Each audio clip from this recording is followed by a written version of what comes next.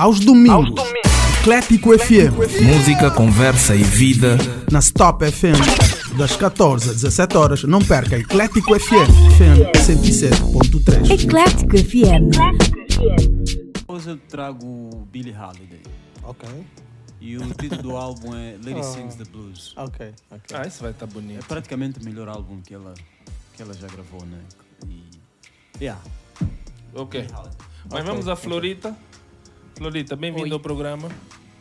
Obrigada. Boa tarde. O Kleber tem aqui tem aqui uma bíblia tua. Bíblia. Uau. Prefácio de Isaac Paché. Pacho. Isaac Pacho. Foi meu colega, Isaac. Pacho. Foi meu colega. Foi, né? No INE. No Sim, INE. no INE. Foi meu colega. Exatamente. Grande Isaac Pacho. Angola, trajetória das lutas pela cidadania e a educação em direitos humanos. O Clever mandou-me um vídeo que tu ganhaste um prémio.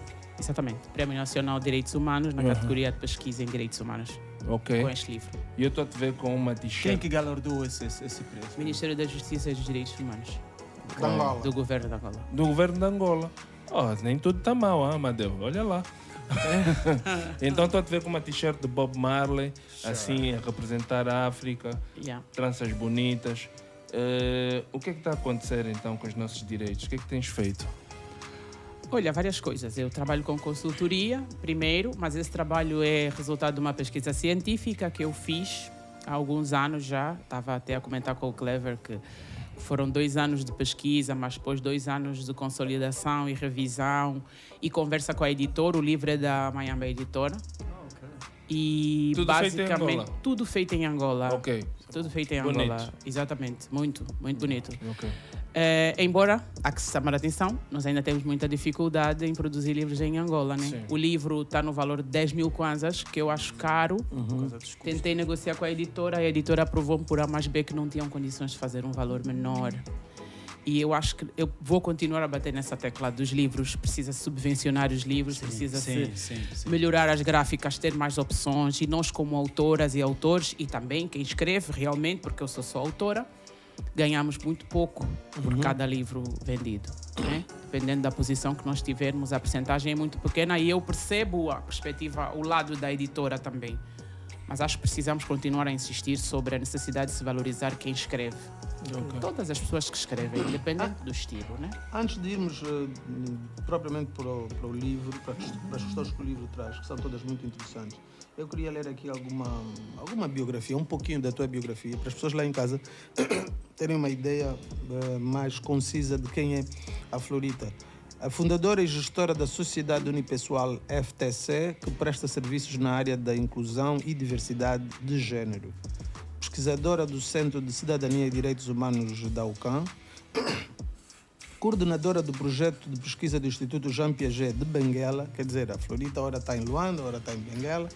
Em 2008, participou do programa de intercâmbio em Direitos Humanos em São Paulo, Brasil. Frequentou aulas de pós-graduação na mesma área, na Pontífica a Universidade Católica de São Paulo, fez estágios de Defensoria Pública de São Paulo, atendendo vítimas de violência doméstica e no Centro de Práticas Jurídicas da Universidade Católica de São Paulo. Trabalhou como formadora e advogada estagiária na ONG Mosaico, Instituto para a Cidadania.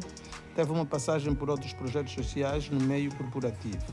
Foi membro do Núcleo de Cidadania e Direitos Humanos da Universidade Federal da Bahia, no Brasil. Auxiliar e diretora do Centro de Estudos e Pesquisa do Instituto Superior Politécnico Jean Piaget de Benguela. Tem artigos publicados em anais de eventos e revistas internacionais. Bom, depois tem outras 10 mil coisas e o livro. Primeiro, direitos humanos. O que é que te apaixonou nos direitos humanos? Como é que foste aí parar? Isso é fixe. É sempre bom falar.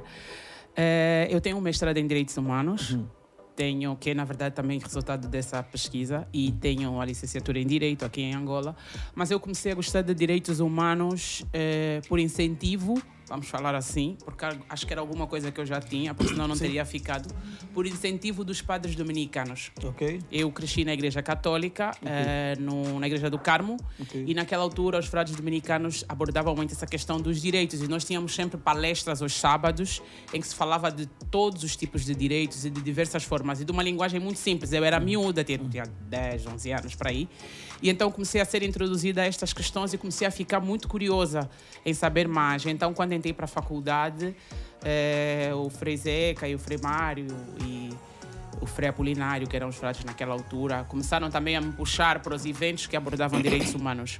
E eu me apaixonei, eu fiquei encantada com a possibilidade de poder contribuir, porque acho que a religião colocou-me um bocado isso, de poder deixar um mundo melhor do que eu encontrei. Boa. E através dos direitos humanos eu percebi que eu poderia fazer isso. Então tudo começou dali. Comecei a trabalhar no Mosaico quando terminei a faculdade, em 2008. Terminei em 2008, fui fazer intercâmbio, depois voltei em 2009 e comecei a trabalhar com o Mosaico na área de educação em direitos humanos. Então, conhecer mais sobre direitos, ver a realidade de Angola, criou em mim, por um lado, um espírito de revolta, por outro lado, um espírito de esperança através daquilo que eu via que os padres dominicanos faziam um pouco por todo o país, porque os dominicanos não trabalhavam basicamente em Luanda, trabalhavam mais no interior de Angola. Eu comecei a trabalhar, o meu trabalho em direitos humanos não começou em Luanda, começou fora. No Chipindo, no Cubal, no Akukungu.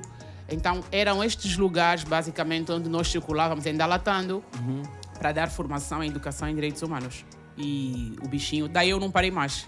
Saí do Mosaico, fiz o mestrado, continuei, e mesmo quando fiz o doutoramento, a vertente de direitos humanos está sempre presente na minha vida.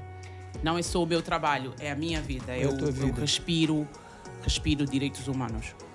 Por que que achas que há uma tendência da desvalorização e da ideia de que os direitos humanos é uma ideia ocidental em países africanos? Por que achas que há isso? E este conflito advém de quê? Exato. Não é uma confusão de todo descabida. Ela tem um lado real, sim. Porque nós temos um processo de construção daquilo que hoje chama de pessoa, chama de ser humano, que infelizmente não é um processo que foi o mais justo possível. Nem todas as pessoas eram consideradas humanas. Igualmente, ao longo da história. Ainda nem pouco todas falaram sobre isso, exatamente, eu acompanhei. Nem todas as pessoas eram consideradas seres humanos, nem todas as pessoas eram consideradas pessoas. E, a certa altura, vamos falar aqui do período de invasão e exploração do continente africano, colocou-se essa temática racial que tornou dependente a ideia do ser humano associada a uma raça, a uma cor da pele em específico. Então, o humano vai sendo construído à luz dessa pessoa que é identificada como sendo branca, ocidental. E nem é todo branco, e nem é qualquer ocidental, porque mesmo ali também tem recorte de classe, de religião e de orientação sexual. Então, nós estamos a falar do modelo de branquitude que, até do ponto de vista real, ele nem existe. Ele é mais ideal do que propriamente real. Então, o que acontece? Em função desse processo de criação dessa desigualdade entre pessoas, uns são pessoas, outras não são, nós vamos ter depois, em função dos processos políticos e econômicos, mais políticos e econômicos do que propriamente processos de humanidade, de reconhecer a humanidade do outro. Vamos ter o fim da abolição da escravidão, vamos ter o início da colonização, que já não vai ser aquela ocupação exatamente, e para explorar, para escravizar e para mandar os nossos irmãos e irmãs para fora. Então, neste contexto, vai-se começar a dizer, olha, eles não são humanos, porque as pessoas identificadas como negras eram vistas como o quê? Como selvagens, primitivos. Eles não são humanos. A certa altura, por questões políticas, eles criaram ali um mecanismo legal a dizer, mas eles podem ascender a alguma humanidade. Como? A partir dessa coisa do Estatuto do Assimilado, né? Se você deixar tudo aquilo que caracteriza aqueles que são da sua raça, era a expressão utilizada na lei, você pode não ser uma pessoa como o branco, mas você pode ter alguns direitos. Pronto. Essa construção dá-se desta forma. E, infelizmente, quando nós alcançamos a independência, a dinâmica mundial, a geopolítica mundial não mudou essa lógica de olhar para o negro e de olhar para os afrodescendentes, Como que não são os negros pessoa. que estão na diáspora, como não pessoa. Ok.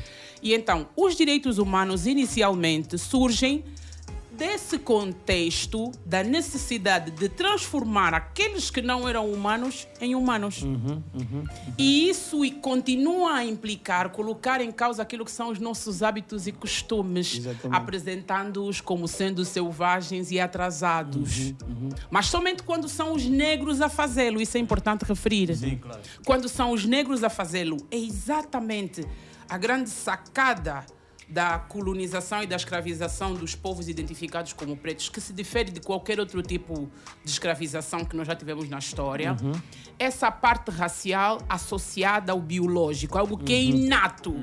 Características sociais, comportamentos que são adquiridos em função da socialização, eles são apresentados como sendo biológicos, sabe? É a nossa melanina que faz com que nós... E quando nós sabemos hoje que melanina é uma questão de pigmentação, Sim, né? sim, Termo sim. pegar Tem mais... uma justificação científica do ponto de Exato. vista E não tem climático. nada a ver com relação com comportamento. com psique, né? Sim, Como a gente fala um bocado na temática de gênero, os neurocientistas e as neurocientistas comprovaram que não existe qualquer relação entre o sistema neural e o órgão genital. Para as pessoas deduzirem que o facto de uma pessoa ter uma vagina nasce sabendo lavar louça e cuidar das crianças. Ok, Não, isso ok, são ok. skills, né? Yeah. São coisas São que se adquirem. habilidades, São habilidades que se capacidades, adquirem. São competências. E então, a pegada dos direitos humanos, ela tem sim um lado neocolonial, que nós não podemos negar. E é isso que eu estou a lhe dizer. Há uma tendência até hoje, a nível do sistema internacional, de nos lembrarem reiteradamente que os nossos hábitos e costumes são errados, e são errados porque nós somos pretos, e porque nós somos pretos, nós somos aquele processo todo, né? Que a história disse. Mas isso é um lado dos direitos humanos. Existe uma perspectiva mais crítica dos direitos humanos, que é a que eu abordo no meu livro, inclusive, que diz, olha, a dignidade humana ela é central em qualquer cultura, em qualquer tempo. E aqui no meu livro eu trago o Reino do Congo como exemplo, que era um reino, quase um império, e que Angola estava praticamente dentro. No Reino do Congo nós temos princípios ligados à defesa da dignidade humana que antecedem as grandes teorias clássicas lá dos europeus sobre a questão da dignidade humana. Da Grécia e do Slow. Exatamente, isso é importante referir. E para vocês terem uma ideia, por exemplo, um escravizado ou uma pessoa que estava a servir, vamos chamar assim de servidão, porque escravidão eu acho que já deturpa, no Reino do Congo não perdia a sua dignidade. Sim. A única coisa que ele não tinha direito, porque foi capturado de um outro lugar, era a terra. Ele não era da terra. A terra é o vínculo de cidadania no Reino do Congo. E o Batsikama fala sobre isso no livro dele. O vínculo de cidadania se estabelece com a terra. Então, para tu seres considerado como sendo um cidadão, o que é um cidadão? O que é uma cidadã? É aquela pessoa que se lhe reconhece direitos específicos. Os angolanos, toda a população, todo o povo angolano tem direito a eleger e a ser eleito. Os estrangeiros não podem fazê-lo. Okay? São cidadãos de outros países. Mas isso nos torna menos humanos. Não, nunca. A sua humanidade Nem tá em jogo nunca aí, se coloca em nem em causa. Então, uma pessoa que foi capturada numa guerra, né, e que está sob a alçada do Congo, do Reino do Congo naquela altura, ela tinha tantos direitos quanto os outros. Casava, fazia filhos. Direito à A vida, terra para que ele começar, tinha, pois. básico. A liberdade.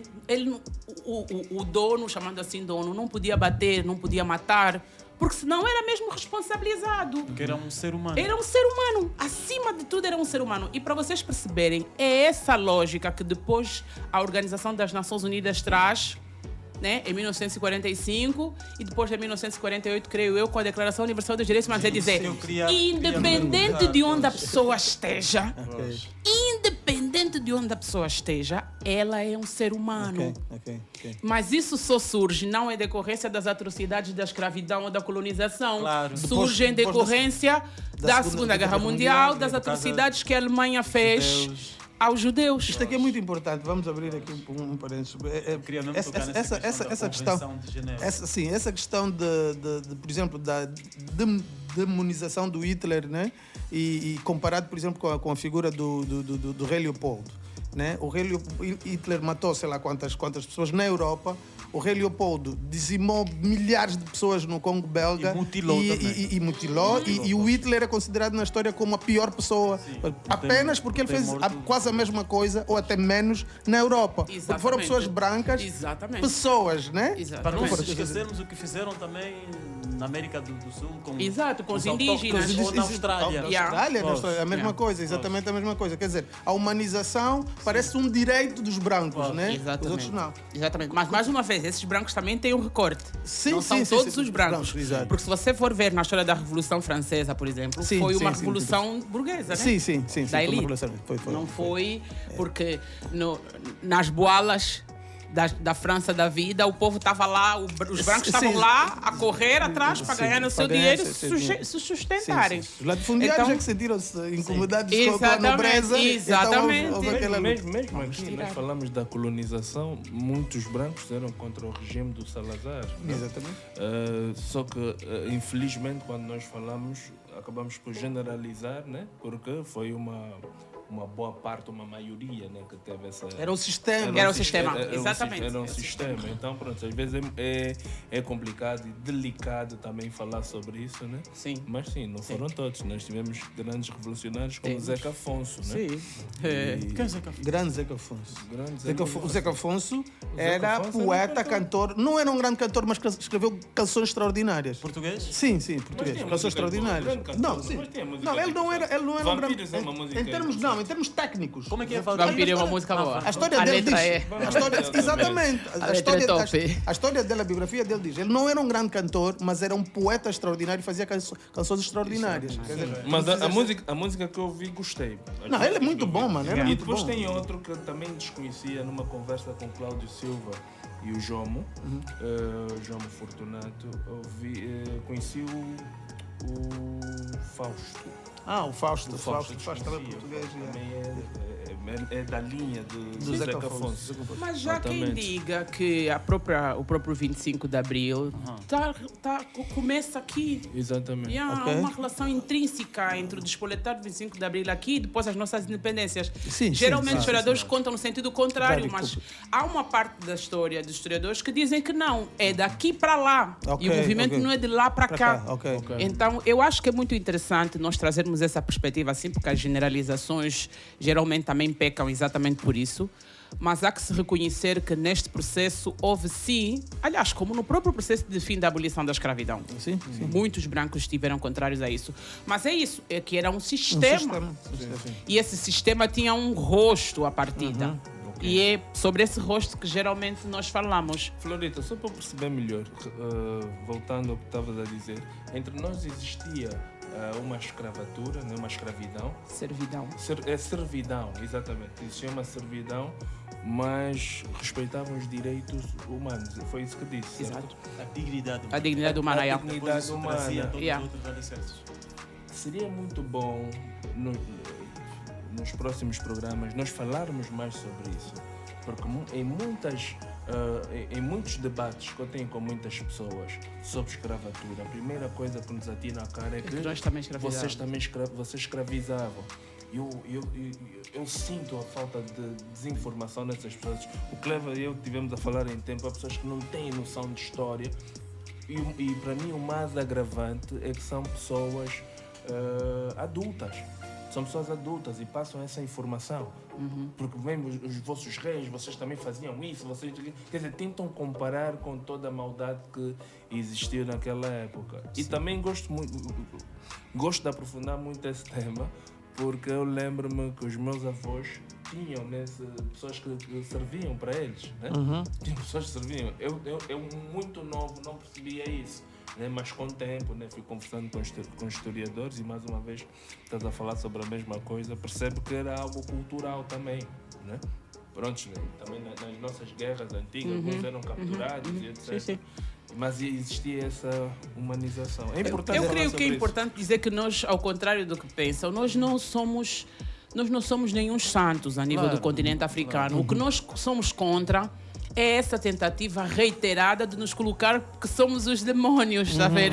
Nós somos seres humanos como quaisquer outros, Exatamente. nós erramos e acertamos, né? Nós somos... E é isso contra o qual eu me bato sempre. Quando alguém diz que nós também escravizamos, é para justificar a escravidão dos negros? É isso? Vocês já faziam isso, não que nós fizemos, vocês já sabiam, então... é. Vocês Eu não acho precisam isso- dizer. maus Já quanto estavam nós. habituados. São tão maus quanto nós. escravidão dos brancos. Aliás, nós aprendemos isso, Querem isso convosco. Estás a ver a ideia?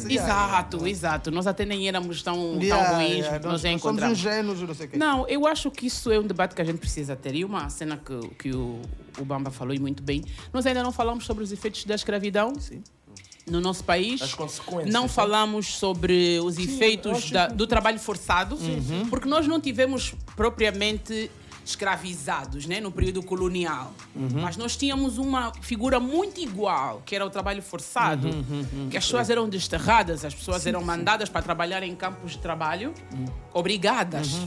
Condições desumanas. Em condições humanas, né? Nós tivemos aquela cena da Baixa de Cassange, né? Que a reivindicação e tudo decorre um bocado em função disso. Então, o que é que acontece? Do ponto de vista psicológico, nós achamos que nós superamos, mas nós não superamos. Exatamente. E nós ainda não fizemos uma cena que o Clever falou no Goza TV, que eu gostei muito de ouvir, sobre nós ainda não pensamos num projeto país. Exato. Nós não tivemos tempo Não ainda. tivemos tempo, exato. E não estamos a ter essa oportunidade, não estamos a aproveitar essa oportunidade porque as dificuldades do dia a dia, as dificuldades materiais, nos impedem de fazer o mínimo de exercício de pensarmos, puxa, afinal, que tipo de traumas eu tenho? E como é que eu os devo encarar? Como é que eu os vou encarar? Porque nós temos muitos traumas.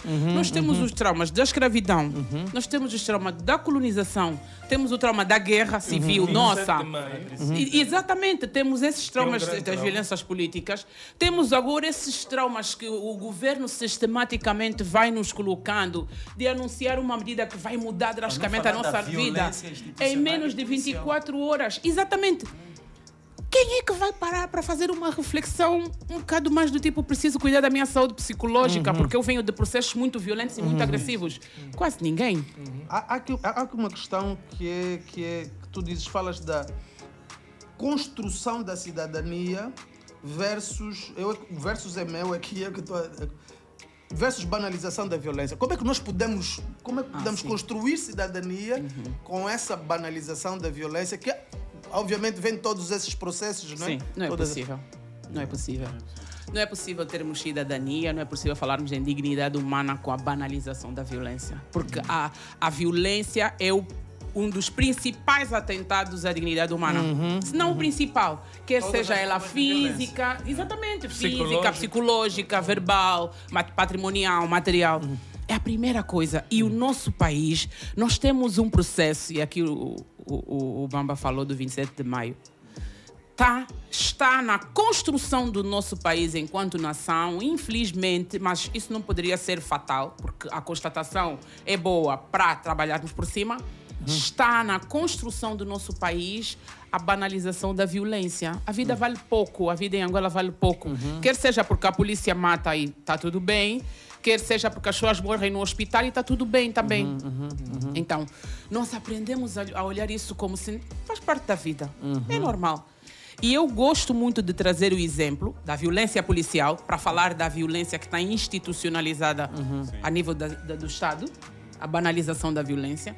Mas tem outro tipo de violência. Você comprar um carro de $200 mil e ter crianças na escola sem casas de banho em condições. Isso também é. Para nós já é normal. Nós ouvimos isso.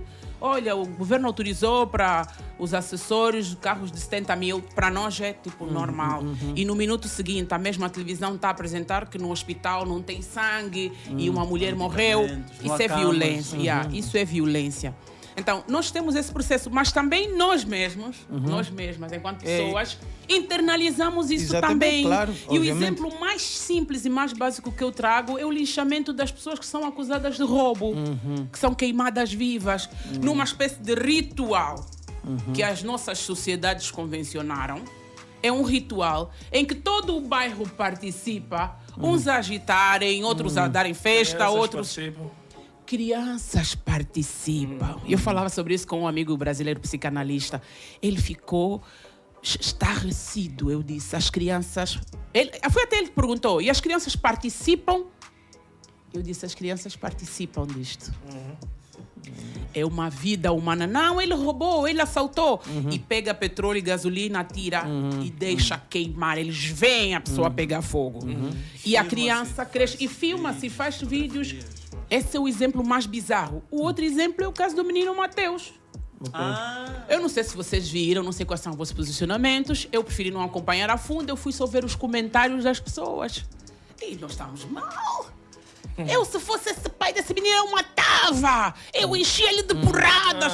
Tu vês o nível. Eu também apanhei quando era miúdo. Não é isso que nós dissemos. Eu também apanhei quando era miúdo. Ele vai aprender apanhando. Ou então eu vou te bater. Mas será Quem que me chamou? Será que nós deixamos passar ou nós fingimos? Não, nós Fingir naturalizamos mesmo. Nós não fingimos. Está internalizado que é algo, aspas, normal. Mas acho que A fica... violência física Sim. é normalizada em Angola. Sim, Eu dar uma palmadinha no meu filho porque ele mentiu, palmada, é normal. Sim, mas eu refiro-me às coisas e nós aceitamos, né? A violência psicológica, né? Tipo na televisão, falta sangue ali, mas alguém compra coisa. Eu acho que isso fica no nosso consciente. Claro que eu fica. acho é a mesma coisa. Eu, por exemplo, eu não me conformo. Eu não me conformo até os dias de hoje. Já há pessoas que até as pessoas falam mal vêm contra mim quando eu reclamo da falta de energia, a falta de respeito. Pessoas vão cobrar energia em minha casa. Se não tiver o recibo ou a fatura paga, eles cortam. Eu pago, depois a energia vai e eles não voltam. Eu, por exemplo, Para reconectar, você tem que pagar uma taxa. Uma cunhazita. De reconexão. Sim, então eu Quando não eles percebo. cortam da luz. Sim. Eu, por exemplo, eu nunca fiquei conformado com isso. Mas há pessoas que, tá bom, deixa andar. Mas acho que isso fica no nosso consciente, essa falta de respeito. Ver alguém a comer no lixo, até os dias de hoje, para mim é uma coisa anormal. Claro. Mas há pessoas que dizem, você também reclama muito. Não, mas eu não estou a claro. reclamar muito, A isso coisa- não é normal. a Flora, eu eu vou até- reclamar até o último dia. Yeah. Está a perceber? Mas isso fica no nosso consciente. Claro que fica. Você está vendo? Olha. E é uma coisa do lixo. Não sei se vocês deram conta, que eu acompanho muito isso. Normalmente os cães é que estavam sempre no lixo. Porque os cães é que tinham. Agora os cães têm que esperar as pessoas. Vocês acompanham essa mudança? Claro! Eu fiquei a ver. Não tem como. E os cães ficavam parados. Os cães ficavam parados porque tinha pessoas no lixo. Uns anos atrás não era assim. Os cães estavam no lixo primeiro. Porque os cães acordam mais cedo, né? Bamba, eu acho que o que está a dizer faz sentido, mas há Eu um não aspecto consigo. fundamental. Como é que as pessoas estão a ser preparadas para isso? Por que umas pessoas acham que ter lixo à porta é, entre aspas, normal e ter lixo à porta é uma aberração? Isso tudo é questão de socialização. É a forma como nós estamos a ser preparados, estamos a ser treinados. Nós estamos a ser treinados para a insensibilidade. Tu apanhas, chegas a uma altura que tu já não sentes nada. Essa é uma coisa. A outra é, nunca te ensinaram que aquilo é errado. Você não sabe. A criança não nasce achando que as fezes delas são más. Ela come as fezes dela, inclusive. Somos nós, pais, depois vamos dizer, não, filho, isso não se come. E ela cresce e aprende que aquilo não se come. O que acontece a nível das nossas estruturas do Estado é que o meu livro aborda. O Estado está a treinar, o Estado angolano está a treinar um certo tipo de pessoa, que aqui podemos discutir, o Cleva falou sobre isso também no Goza TV, se é propositado, né? Se é coincidência, se eles não sabem se existe má fé. Mas eles estão, desde 1975, a formar o tal do homem angolano, que até hoje não sabemos o que é. E hoje eles têm esse homem angolano que eles forjaram. E esse homem angolano, essa mulher angolana, é muitas vezes aquela que é insensível, foi educada para a insensibilidade, foi educada para a indiferença. E para vocês, os tais revolucionários que querem reclamar da energia, que tipo de mensagem o Estado passa na televisão? Como é que vocês acabam? Vocês que reclamam de energia, vocês que vão para a rua fazer manifestação, como é que vocês acabam? Porradados, mortos ou na cadeia. Essa mensagem passa nos meios de comunicação e a população em geral está a ouvir.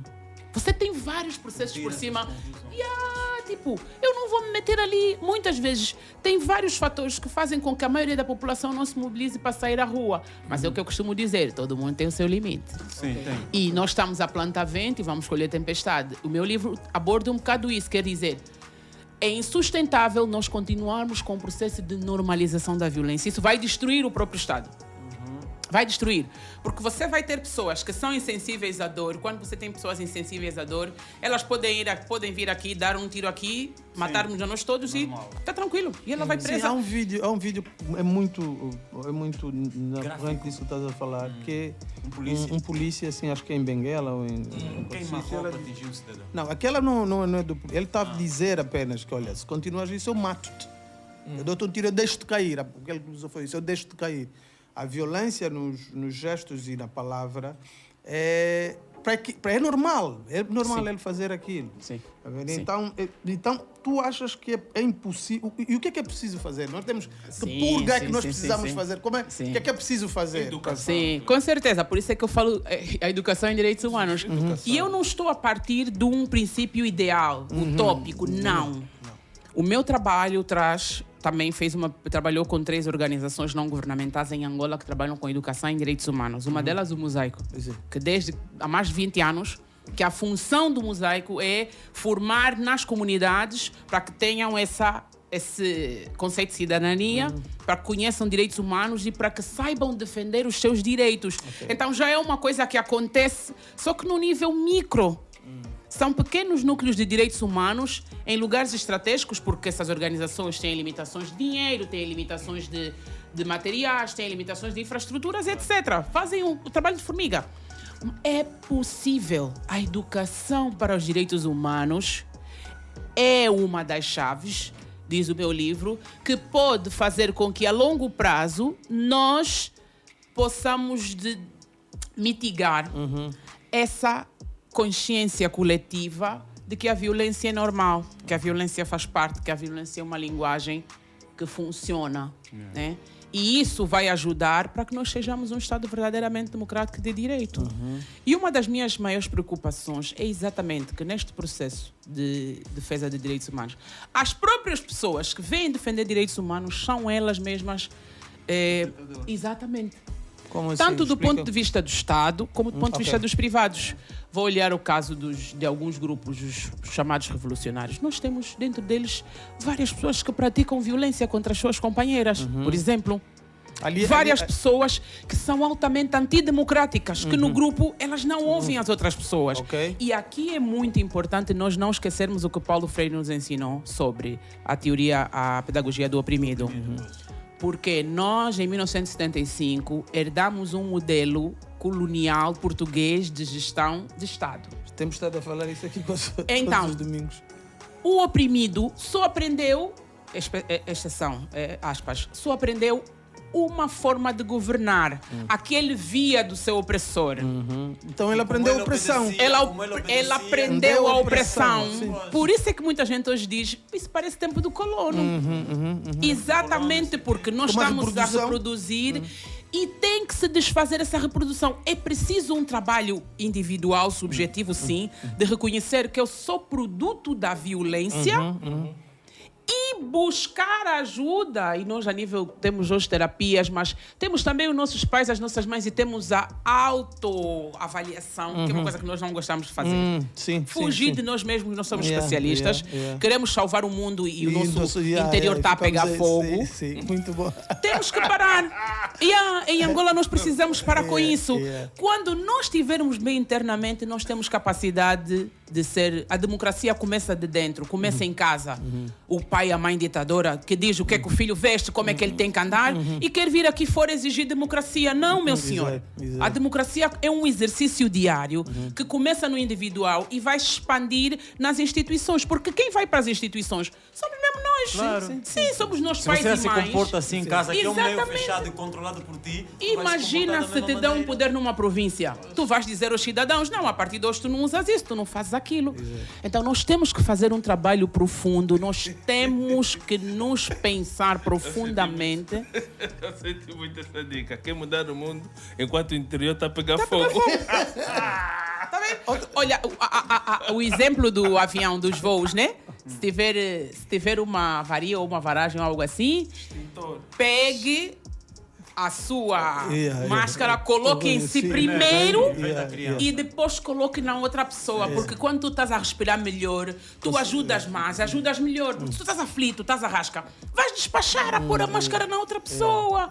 Esse é um exemplo que funciona muito bem para a nossa realidade política angolana. Sim. As pessoas que querem ascender o poder precisam começar a fazer o exercício de olhar primeiro para elas mesmas, de começarem a mudar as suas percepções e, em função disso, contaminar as instituições em questão. Família, escola, trabalho, governo, ministério, Estado, etc, etc.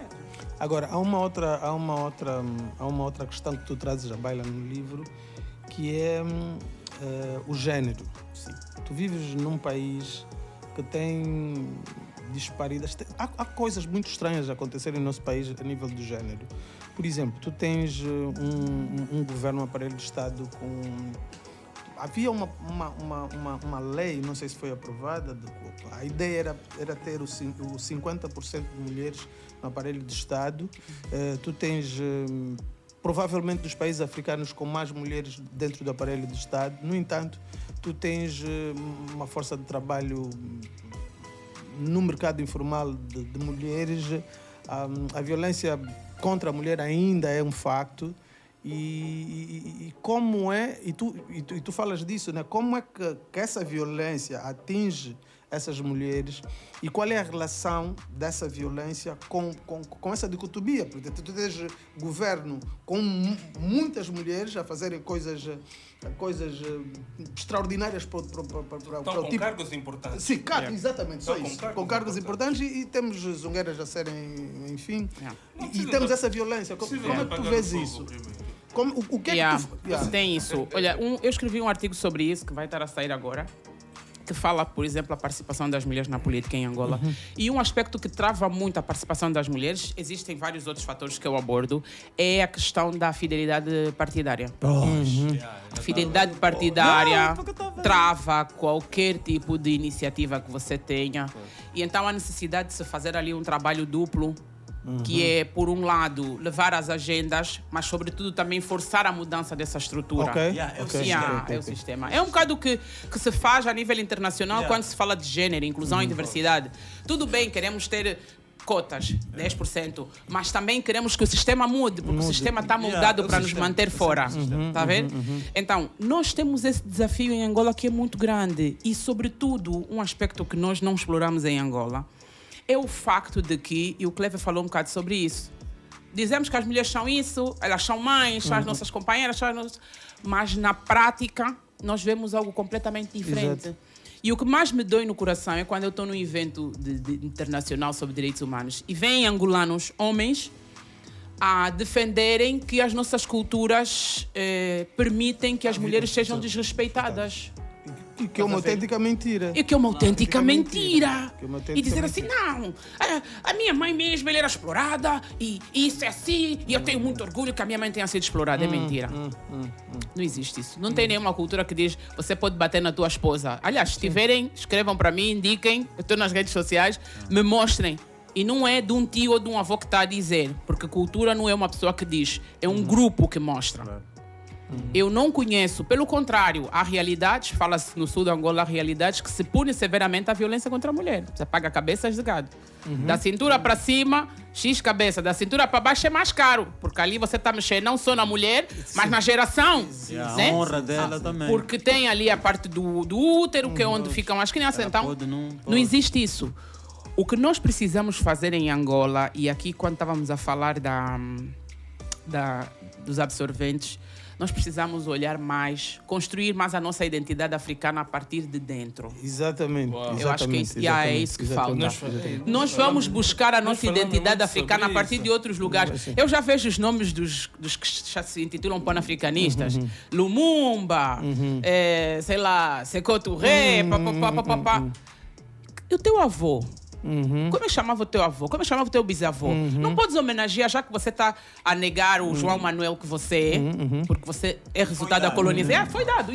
Vou buscar o meu avô, o meu bisavô, o meu tataravô.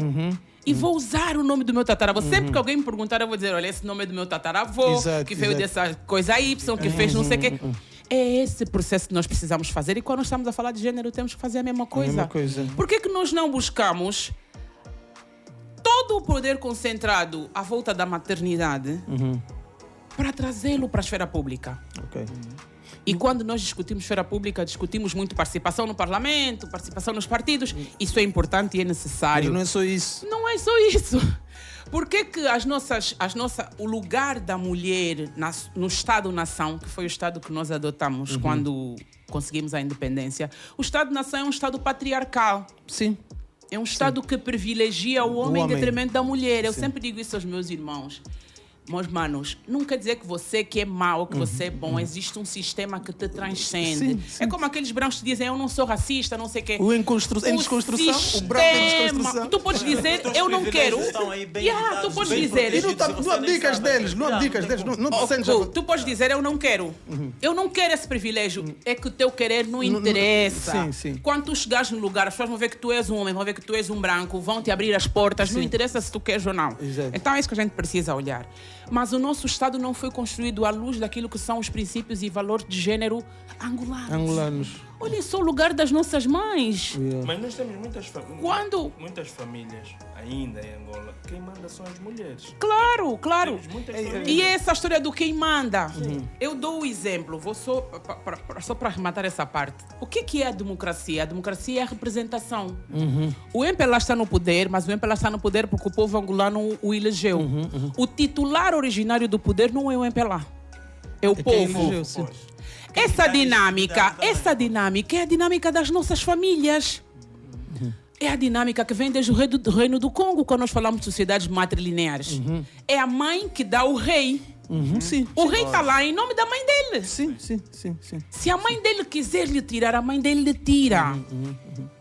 É sobre o conceito de poder que vem do Ocidente e o conceito de poder a nível de algumas comunidades africanas. Qual é o lugar da maternidade no Ocidente? É um lugar de subjugação. Por quê? Porque eles usavam para controlar o corpo das mulheres, eles usavam para subjugar as mulheres. Qual é o lugar da maternidade no continente africano? Qual é o lugar da maternidade em Angola? Sabedoria, e quando vem essa proteção. cena do Estado-nação e tudo mais, o lugar da mulher começa a se associar como o privado, como o doméstico, o que não é verdade. Eu sou do Congo. Não é verdade. O lugar da mulher, eu vejo das minhas mães, das minhas avós, não é o doméstico, não é dentro de casa, é um espaço que não é definido pelo físico, mas o Ocidente diz, olha, a mulher tem que ficar no doméstico. E a educação formal cria isso. A educação formal cria mulheres para estarem mais associadas ao doméstico e os homens ao público ou ao político. Sendo que não só divide, como hierarquiza. Isso é que é a nossa grande... Exatamente. Quando eu vi a exclamação que fizeste, quando pegaste logo quando quem diz quem manda, né? Essa hierarquia, né? De quem manda são as mulheres. Tu não percebes como mandar? Percebes que é uma posição natural? Eu não percebo como mandar, eu percebo como organização social. E a organização social ela é adaptada consoante as necessidades geográficas daquele grupo. Não existe um tipo de organização social que seja igual à outra. Mesmo entre nós bacongos, a minha mãe fala muito isso, existem vários subgrupos. Nós somos um grupo grande, mas dentro desse grupo existem vários outros. Nós temos algumas linhas orientadoras e depois cada subgrupo tem a sua própria regra. De acordo com a região. Quando vem a lógica ocidental que diz, não, o mundo todo sempre foi assim, todas as culturas agiram dessa forma, no dia a dia nós vemos que não. Exatamente. Nós vemos que não. Esta lógica de quem manda e quem não manda é uma lógica de poder que pode se apresentar de outra forma entre as comunidades africanas. Eu não vou dizer todas as africanas, mas em Angola nós podemos olhar no nosso dia a dia, podemos ver nas nossas famílias como é que isso funciona. É a construção da identidade a partir de dentro. E ter medo de nos construirmos a partir de dentro é reflexo de uma implicação psicológica da colonização. Exato. Porque disseram que tudo que está associado a nós é feio, é errado, é selvagem. Então, para eu gostar do que é meu, ele precisa vir pintado com alguma coisa, né? Que diz, então, ou autorizado pelo sistema racializado hegemônico. E é isso que nós precisamos rever. No caso das mulheres é a mesma coisa. As mulheres não lutam pelo poder, porque muitas delas elas já sabem que elas têm poder, elas estão no poder. Uma professora, Isabel Casimiro, dizia isso.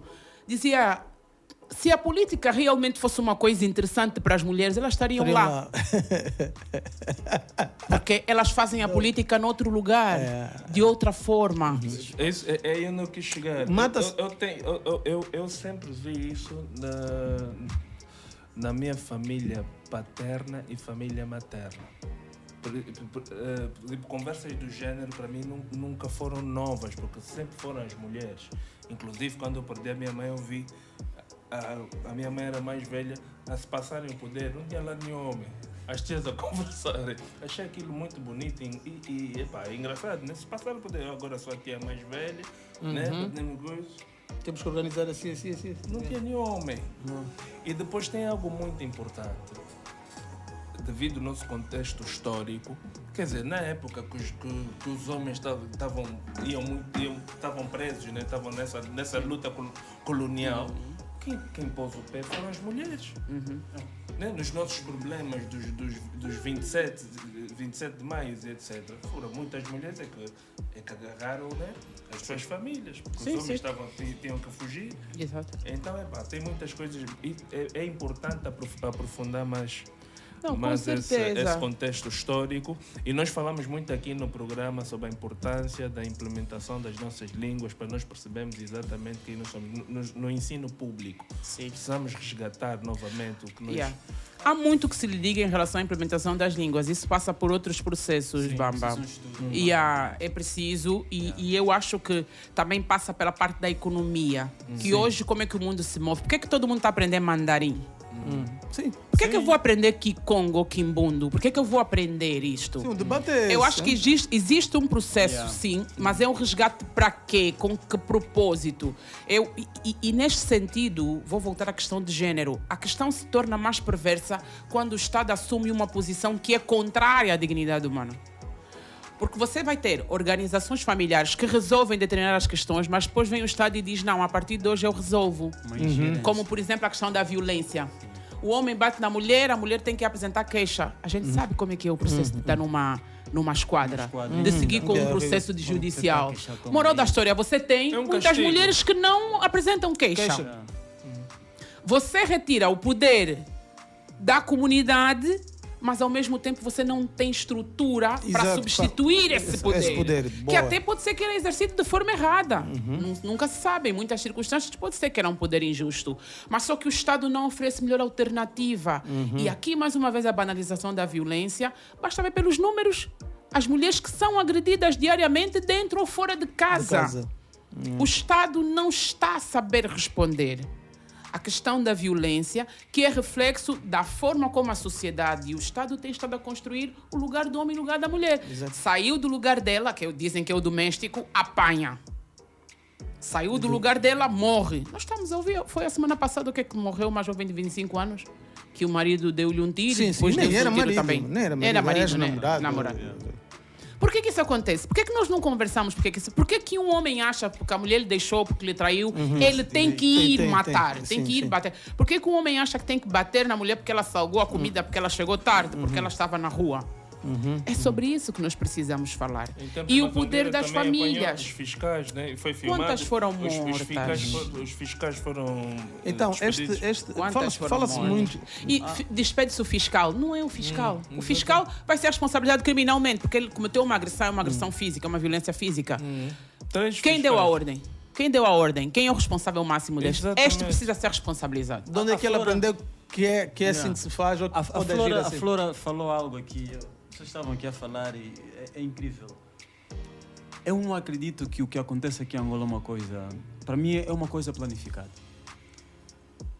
Tu, quando começas a ler sobre os Estados Unidos da América, e há um livro que eu tenho agora em casa, é escrito pela Elizabeth Hinton. O título desse livro é From War on Poverty to War on Crime, The Making of Mass Incarceration in America. Né? Da guerra contra a pobreza a guerra contra o crime. Há uma senhora que se chama Naomi Klein, ela é canadiana. Ela tem um livro cujo título é Shock Therapy. Terapia de choque. Ela escreveu esse livro por causa do Katrina. Ou seja, as grandes empresas utilizam esses desastres naturais para criarem choques a população. Toda a gente que perdeu, 90% das pessoas que perderam casas no Katrina não voltaram lá. Eles ficaram traumatizados. A seguir na Guerra Mundial, os governos também utilizaram isso para fazer a mesmíssima coisa. E nós aqui em Angola estamos a ter um fenômeno social que é a gentrificação. Esse pessoal que perdeu, que foi tirado provisoriamente do prenda, do edifício. A princípio o governo veio dizer que eles teriam lugares para ir. Agora a conversa é outra. Ou vocês aceitam onde vamos vos meter, parece que vai ser nem aquela situação que aconteceu com o Zanco, que as pessoas estão há 10 anos e nada é feito. E depois tem a questão que a Flora falou da polícia. Nesse livro, a Elizabeth Hinton, porque as coisas estão sempre conectadas. Mas isso... Não. Sim, ela fala da criação da polícia americana. E estamos aqui a falar da polícia angolana. Sim, a polícia angolana saiu são militares que foram para a polícia. Militar não pode ser polícia. Mas os Estados Unidos também é a mesma coisa. Sim, é por isso que eu estou a falar. As similaridades, é por isso que eu estou a dizer que para mim é uma coisa bem estruturada. Sim, a polícia é o braço. Pronto, para tu entenderes a polícia, tu tens de entender o governo que tens. Pois. Né? Porque a polícia é o braço armado do governo. Sim. Né? Só isso, não tens mais... Eles até em inglês chamam-se law enforcement. Exatamente, exatamente. Mas... E de qualquer que seja a lei. Sim, né? então, o isso que a Flora está a falar. Não é teoria de conspiração. Não, você não precisa nem prestar atenção, porque pouco. acontecem coisas aqui que eu nunca pensei ver na minha vida. Por exemplo, nos anos 80, tu não vias ninguém a fazer xixi na rua. Tu tinhas vergonha. Tu nem tinhas onde começar isso. Sim, agora tu vês, primeiro nós somos, agora tem senhoras. Inclusive, em frente a crianças. Acho que E essa questão, por as bexigas exemplo, parece que mudaram sim, depois. a questão das pessoas, mais um paralelo com os Estados Unidos. Mas uma coisa igual nos Estados Unidos, essa coisa das pessoas serem queimadas e virarem um espetáculo. Sim. Mas a Flora falou exatamente sobre isso. Então, para mim, isso é mesmo um plano macabro e as coisas estão a acontecer. Mas claro, tu se não conversas sobre isso, tu se não prestas atenção para fazer essa desconstrução, tu vês que é uma coisa normal, que não, isso sempre aconteceu, não! Exatamente. Há duas coisas, eu não discordo de ti, não é? Que seja um plano. Eu também penso assim. Não é necessariamente sentido de plano, exatamente, é que as coisas estão relacionadas. Né? Não, mas seria muita coincidência. Não é coincidência. Amadeu, presta atenção. Tem que prestar atenção ao que a Flora disse. E isto Temos uma reunião, vamos lá. O modelo de... Não é só de governo. Nós somos frutos dessa violência. Nós somos fruto dessa violência. Sim. A forma como nós, como país, estamos, digamos assim, nós somos isso, nós somos essa violência. Nós não conseguimos, e é isso que a Flora disse, nós não conseguimos fazer o recuo necessário para dizer, temos que nos desnudar disto, temos que desaprender isso e criar aqui uma Angola nova. Uma Angola... Novo paradigma, como gosto de dizer. E tem questões mais complicadas. Angola é o quê? Angola.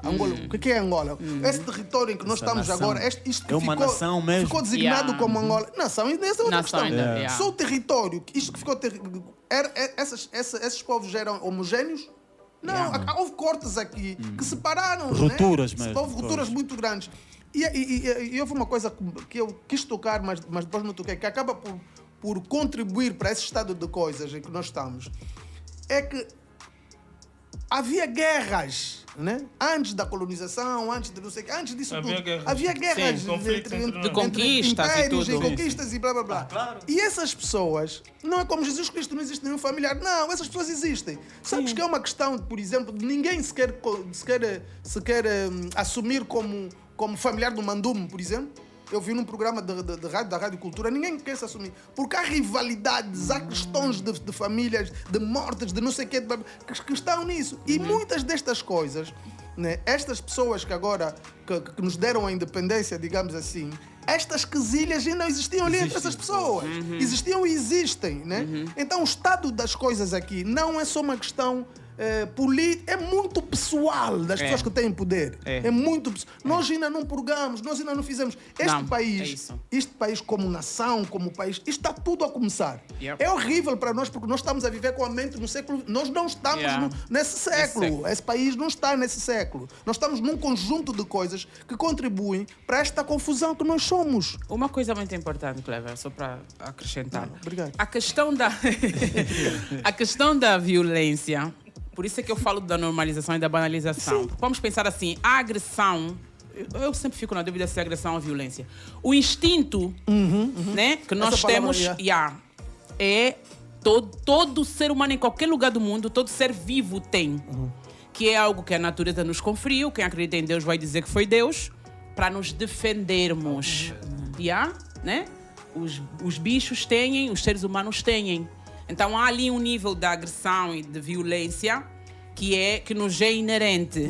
Só que quando nós não percebemos ou não compreendemos que este nível pode ser extravasado e pode dar prazer, a psicanálise explica isso, Freud explica isso. Pode dar prazer quando nós não nos apercebemos e não fazemos esse movimento que vas a dizer, de purgar e de dizer, eu posso fazer isso.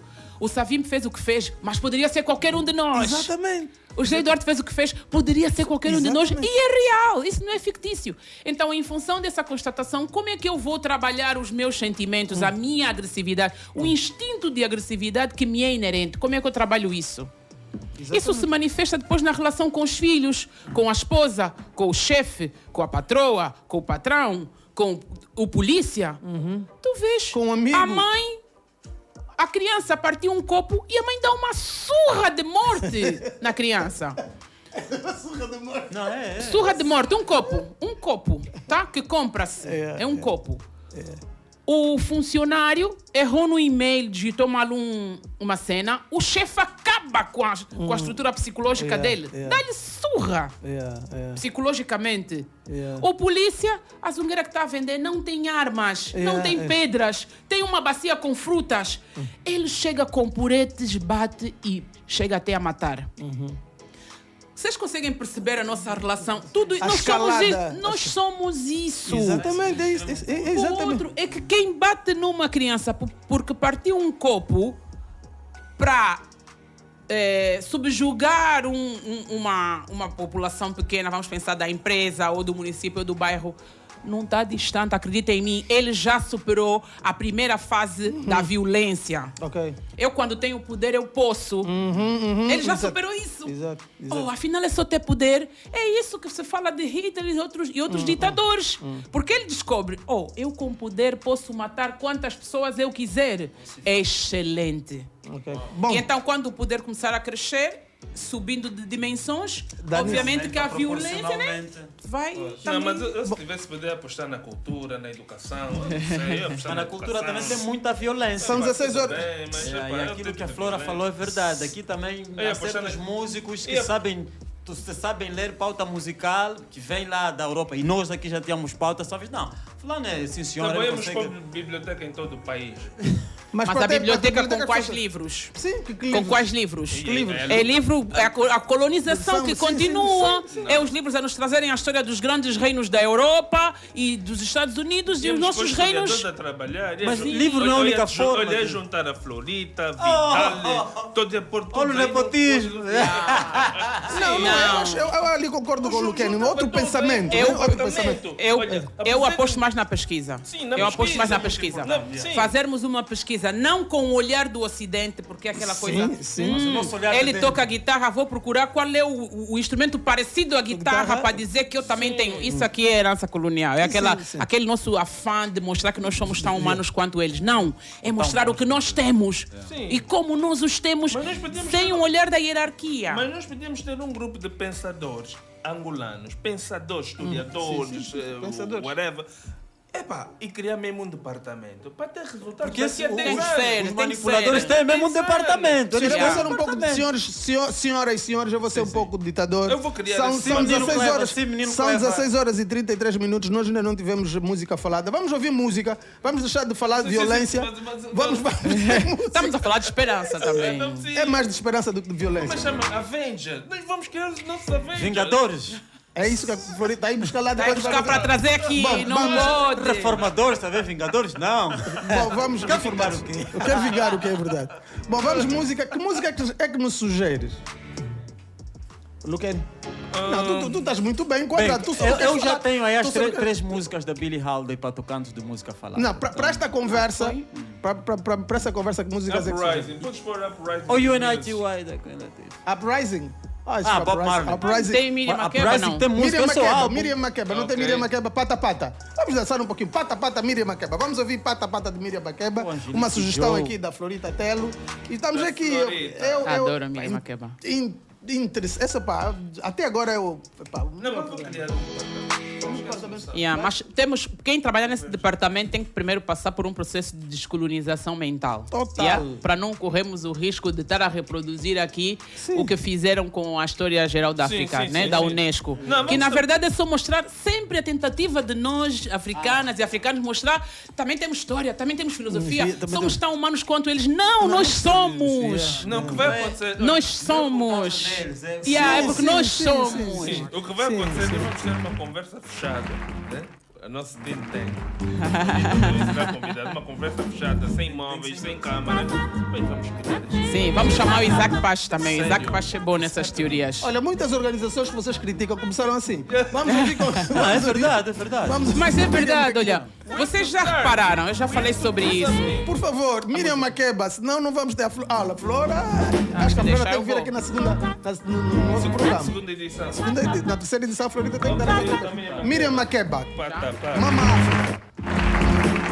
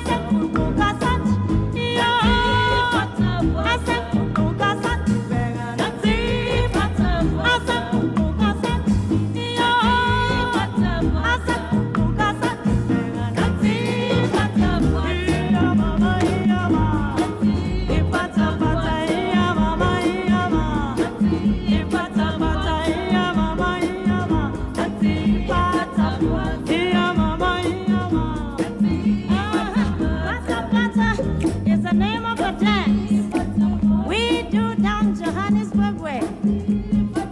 Everybody Eclético FM. Nova sintonia, a mesma energia. starts to play.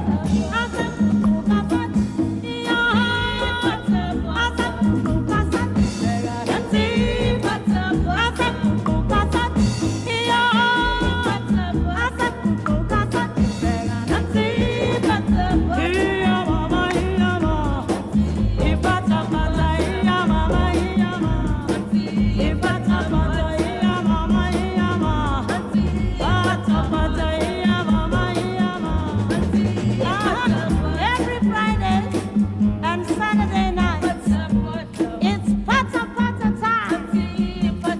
The music keeps going all night long till the morning sun begins to shine.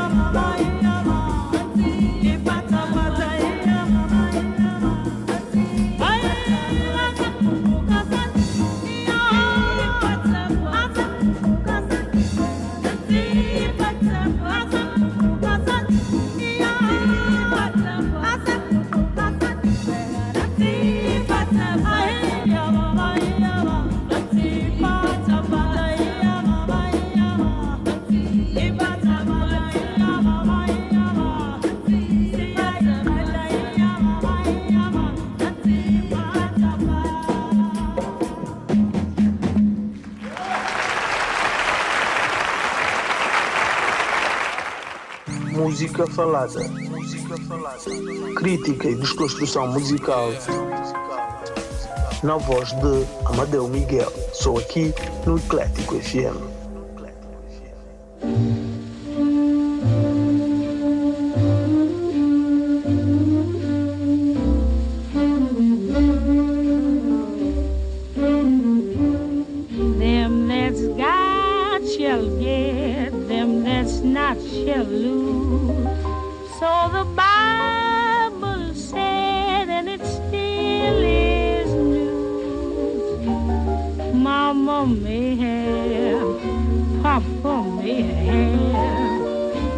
But God bless the child that's got his own, that's got his own. Yes, the strong gets more while the weak ones fade. Empty pockets don't ever make the grave. Mama may have, Papa may have, but God bless the child that's got his own, that's got his own. Money, you got lots of friends crowding round the door. Boa tarde, estimados ouvintes. Floratelo, cérebro, pá. Mulher, no Congo, angolana, africana, sim senhora. Sinto-me inspirado e é bom ter pessoas assim, mesmo, que eu posso chamar de irmã, de amiga. E nessa senda que nós abrimos o Música Falada, será... Hoje vamos falar de Billie Holiday, do álbum Lady Sings the Blues. Esse álbum da Billie Holiday saiu em 1956, em dezembro mais concretamente. E o título do álbum também que dá o título à autobiografia que foi feita da Billie Holiday. E depois, o mesmo título desse álbum dá o título ao filme que foi realizado em 1972, que a Diana Ross fez o papel de Billie Holiday.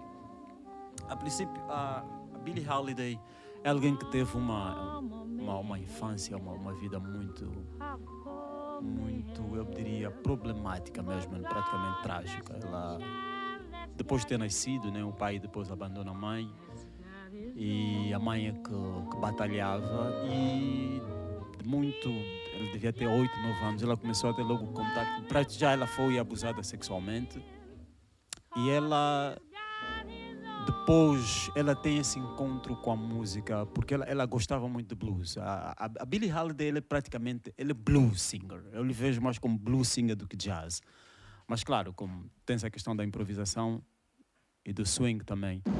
Mas essa infância que ela teve, essa vida dela, é por isso que eu digo sempre nas pessoas que você não pode decontextualizar a vida do artista. Muitos artistas...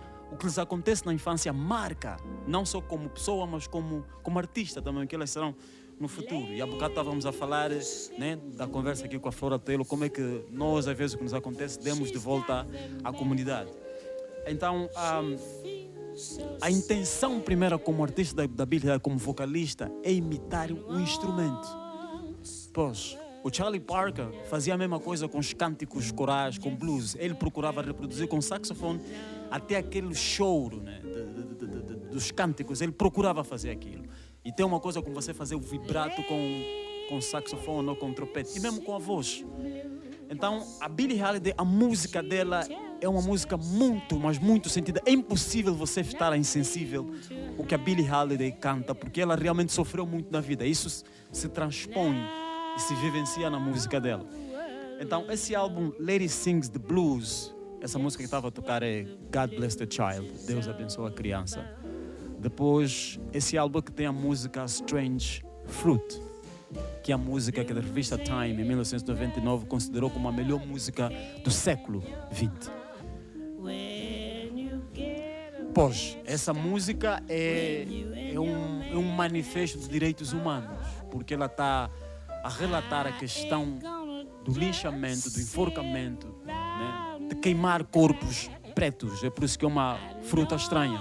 E esses eventos, esses acontecimentos macabros, quando aconteciam, as crianças assistiam, né? A polícia assistia homens pretos a serem mortos, a serem queimados vivos e depois pendurados pós. E a Billie Holiday, a partir do momento em que ela começou a tocar nesse assunto, ela entrou logo na lista do FBI. Most Wanted, né? Sim. E ela, quando morreu no hospital, ela foi algemada, porque em nenhum momento ela disse, não, essa música eu fiz, existe, e eu não vou mudar minha posição sobre o governo americano. Vocês podem até me matar, mas isso é questão de direitos humanos. Há pessoas a morrerem no sul e alguém tem que falar sobre isso. E outra coisa que tu já tens essa questão dela, muito criança, ter sido violada. E há uma senhora que era dona de um bordel e ela pede para Billie Holiday ir comprar algo, né? Comida. E quando ela traz de volta, a senhora quis dar dinheiro. Ela disse: não, eu em vez de dinheiro eu quero escutar música. E era blues e jazz que estava a tocar. Então, Ela era ainda muito criança. ela tinha 13 anos, foi quando ela teve verdadeiro contato com a música. Então ela ficava lá a escutar música, mas era num prostíbulo. Ok. Porque muitos lugares na América, o único lugar, ela disse, que você sentia realmente pessoa era nos prostíbulos. É por isso que eu digo muitas das vezes que o jazz é música de prostíbulo. Porque esses músicos, Jelly Roll, Mountain e outros mais, não podiam ir praticar nos outros sítios, porque havia já discriminação racial. Então, o único lugar onde você podia ir, sendo preto, não reconhecido como... tinha que ser nos bares, nesses lugares. E tu estavas aí livre, ninguém te julgava. Então, a Billie Holiday, ela tem essa apresentação à música, né? Ouvido, sensibilidade, treinados e apurados. Mas quando ela começa a extrair tudo que ela vai na alma e no coração, principalmente, porque uma pessoa que foi explorada, teve problemas de relacionamentos com homens extremamente violentos, que abusavam e aproveitavam-se dela. Para não falar dos promotores do show, dos produtores da própria carreira dele musical.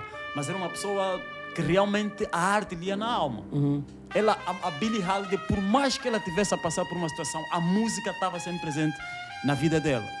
Então, é alguém... Eu, quando vi o filme que foi feito há coisa de 2 anos, e saiu na altura que houve a morte do Floyd, que é Billie Holiday, The United States versus Billie Holiday, né? Que praticamente ela é o caso que ela teve, né? Ela teve vários casos com o governo americano, né? Por causa do consumo de drogas, mas ela estava mesmo marcada, teve presa depois. Mas a Billie Holiday, nesse filme, percebe-se até que ponto é que a estrutura, né, machista e super racista dos Estados Unidos quebrou-lhe como pessoa dentro. E muitas gerações, muitas pessoas no jazz aconteceu a mesma coisa. O próprio Miles Davis, mesmo sendo filho de dentista, Miles Davis não foi pobre. Sim, ele tinha uma boa vida. Mas aquilo que aconteceu depois dele ter vindo de França, ou antes de ter ido, ele estar a fumar um cigarro fora do restaurante, onde ele ia tocar, e na Marquise está lá a dizer Miles Davis Quintet, e o polícia está a lhe perguntar: o que é que você está aqui a fazer? Eu sou Miles Davis, eu vou tocar. E o polícia dá-lhe, sim, está no filme. Aquilo feriu-lhe de tal, você é um polícia, pá. Ele só porque tem poder, ele acha. Outra vez a questão do poder. O Thelonious Monk, que é um gajo que deu a carreira a muitos, até o senhor John Coltrane aprendeu com o Thelonious Monk, mas durante 20 e tal anos estava na obscuridade. As pessoas que ele ensinava estavam no auge a fazerem dinheiro, ele estava ali praticamente a mendigar. Isso traz problemas, isso provoca traumas. Há pessoas que se põem na droga, no álcool, e acontece o que acontece. A Billie Holiday não é diferente. Mas por que eu escolhi esse álbum da Billie Holiday, né?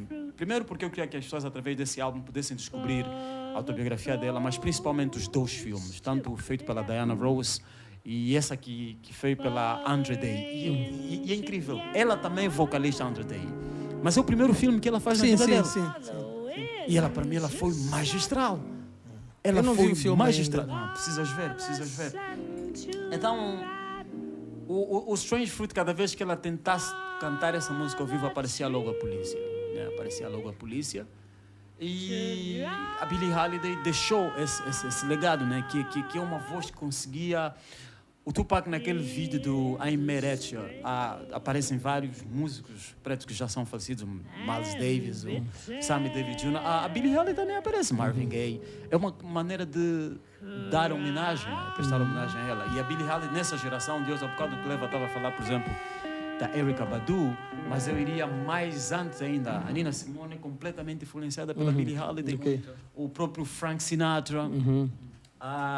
Tu tens, por exemplo, pessoas como quem é que eu diria também? Queen Latifah, Lauryn Hill, são todas influenciadas por Billie Holiday. Sim, tu tens Badu, tu tens Chrisette Michele, que é... Ela é discutivelmente dada como a melhor cantora de jazz que jamais existiu. Arguably, né? Podemos discutir, mas Billie Holiday, Lady Day, como se diz, a Alicia Keys tem um quadro dela gigante na casa dela, da Billie Holiday. E é uma das capas dos discos dela. Mas isso também para mostrar às pessoas que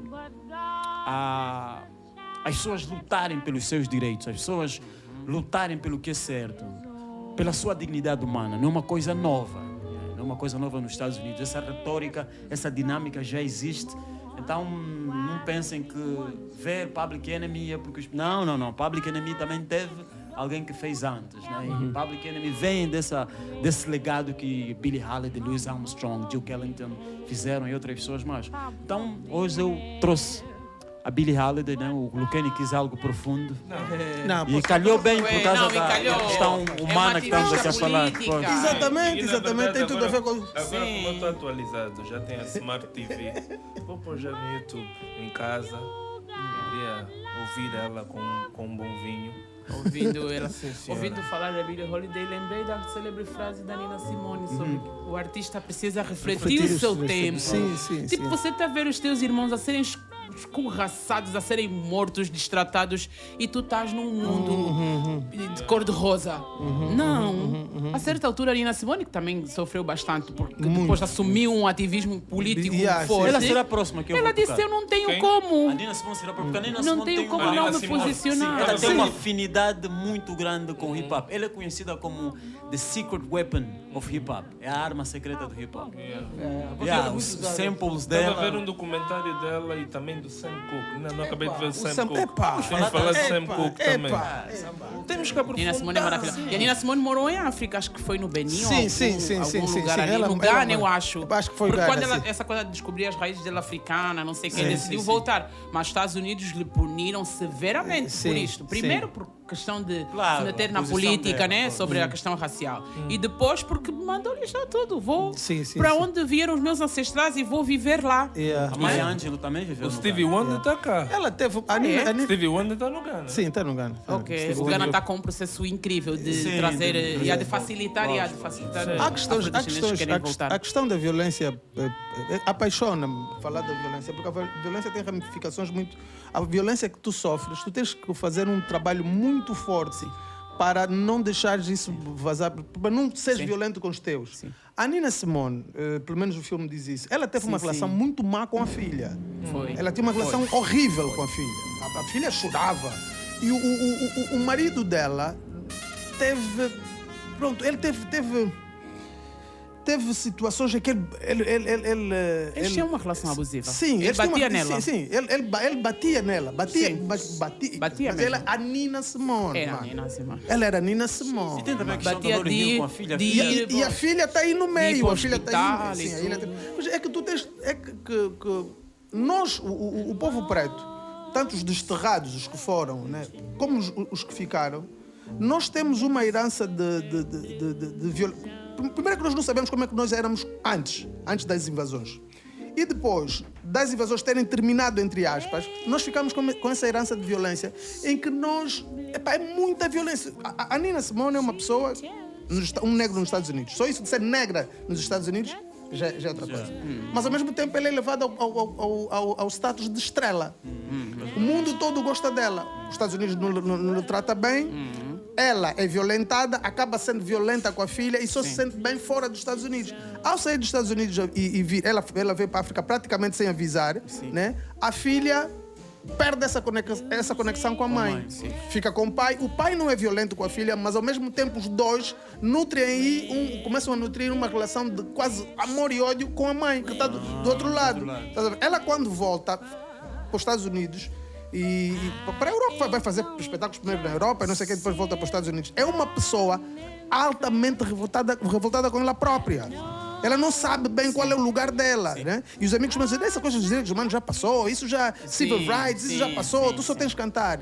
E ela é um espetáculo, que ela está no piano, e levanta alguém, e ela levanta, cheia de violência, e pede a moça para sentar. Violenta mesmo. Senta-te. E a moça senta e ela continua a cantar. Mas aquela pessoa é uma pessoa perturbada. Né? Falamos muito sobre isso, porque ela era descrita como sendo bipolar, sobretudo nessa altura. E aí eu, sem querer justificar nem nada, eu dizia, se eu nascesse preta nos Estados Unidos, até eu seria bipolar. Exatamente. E aqui voltamos ao Amadeu. o berço dessa pessoa, como é que foi, meu? É que não é para justificar. Sim. Mas é uma chamada de atenção para nós mesmas, que é do tipo, mas a Nina Simone fez. Tem até uma cena dessas com a Whitney e o Bobby Brown a rirem da Tina Turner, que apanhava do marido. E nós depois vemos o quê? A Whitney a apanhar do Bobby Brown. You know? Se alguém está a ser violentado, temos que intervir, mas olha para ti mesma, porque você pode ser o próximo violentador. Exato, essa coisa de marido e mulher não se mete a mão nem a colher. Tem que meter sim. É outra pessoa como tu. Tem que meter. O Cornel West tem uma frase que ele diz várias vezes. Ele diz: é muito difícil você ser um negro afro-americano, estar numa sociedade que tem a supremacia branca e não ter comportamentos da supremacia branca. É uma coisa você crescer numa casa de violência e você não tem comportamento. O Tarzan foi criado de macaco, já era macaco. Eu vivi 4 anos em Louisiana, convivi com Por isso é que és assim. Mississippi. Por isso é que és assim. Muito man. E tu sentes isso. Bom, Quando então, tu conheces história, estando lá, tu conheces isso. Inclusive, e também proteges melhor, não é? Sim. Aliás, consegues passar algumas coisas. Pelo menos na época que eu estava lá, 2004. Conheci muitos americanos que não conheciam nada de Nova York, desde a música. Conheceram nada. Eles não precisam ir para lá, eles têm... Então, quer dizer, eu estando lá, estava um bocadinho mais atualizado sobre a América, o contexto americano em geral. Só para ver que parece uma ratoeira, né? Porque eles eram mesmo Baton Rouge, mas pronto, algumas pessoas, né? Porque depois tem os poetas, pessoal como Zero e etc, pessoas já com a mente muito mais aberta. Mas eu acho que devíamos falar, desculpa, acho que podíamos falar num próximo programa sobre como é que era Angola antes da colonização. Acho que podemos falar sobre isso. Tem muito livro de história sobre isso. Tem muito livro de história sobre isso. Mas tem muito. Vocês não têm noção. Sim, como é que... Mas eu queria só chamar uma nota final aqui para a questão da violência, que é necessário chamar a atenção mais uma vez. Ser violento ou violenta não é algo inerente à cor da pele. Esqueçam isso. Qualquer pessoa pode ser violenta ou violenta. A sociedade define o tom dessa violência. Hoje você não tem, por exemplo, um sueco a bater na esposa da forma comum, como nós temos, por exemplo, em Angola. Não é porque ele é bonzinho, não é porque ele é branco. É porque existem estruturas que funcionam. E se ele bater, ele vai responder.